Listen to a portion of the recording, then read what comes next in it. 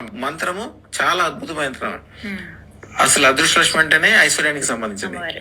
ఐం హ్రీం శ్రీం ఐం హ్రీం శ్రీం అదృష్ట మహాలక్ష్మి అదృష్ట మహాలక్ష్మి సర్వ ఐశ్వర్యం సర్వైశ్వర్యం తక్షణం దేహి ప్రేచ్ఛ స్వాహ. తక్షణం దేహి ప్రేచ్ఛ స్వాహ.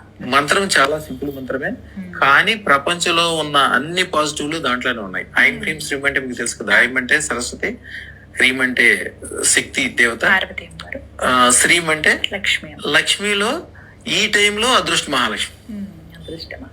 అదృష్ట మహాలక్ష్మిలో ఈ అష్టలక్ష్మి అంటారు. అష్టలక్ష్మిలో మళ్ళీ పాజిటివ్ నెగిటివ్ ఉంటాయి. అదృష్ట Mahalakshmi only positive, purely positive.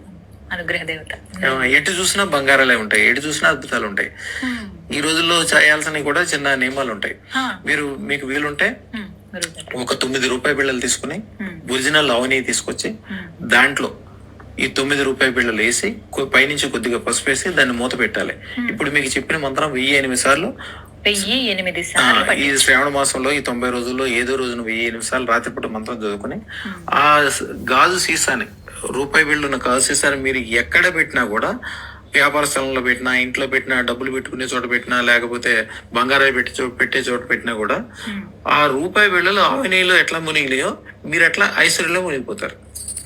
అది ఉన్నంతసేపు మీ ఇంటి నిండా డబ్బు బంగారమే. అదృష్టం యొక్క పవర్ ఇదంతా అన్నమాట.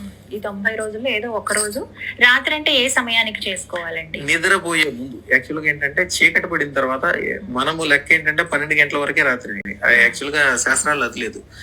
రాత్రి చీకటి పడిందంటే సాయంత్రం 7 గంటల నుంచి రేపు 7 గంటల వరకు. ఇది మొత్తం కూడా అంటే సూర్యుడు కనిపించినంత వరకు రాత్రి కిందే లెక్క. మీ వీలుని బట్టి ఎప్పుడైనా చేసుకోవచ్చు.